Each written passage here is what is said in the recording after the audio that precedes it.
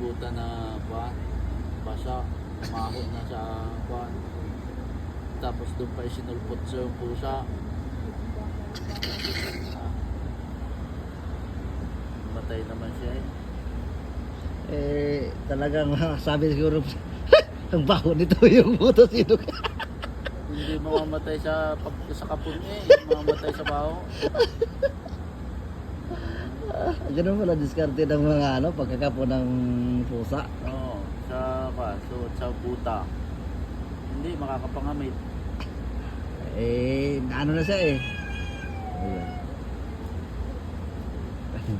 Doon ako natatawa sa sobrang baho ng ng buta. Hindi ka naman yung buta sa probinsya eh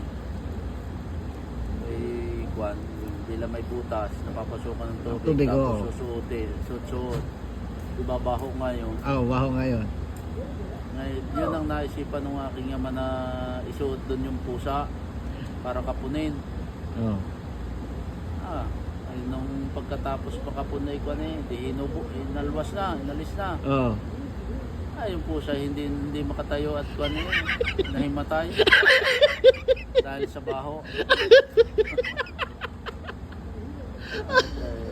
Sabi na siguro ng pusa, kapunin yun ako, kapunin. Huwag yun nakakaparuin ng buta. Ang baho. Hindi ako yung mamamatay sa kapon. Sa kapon. Mamamatay sa baho ng buta.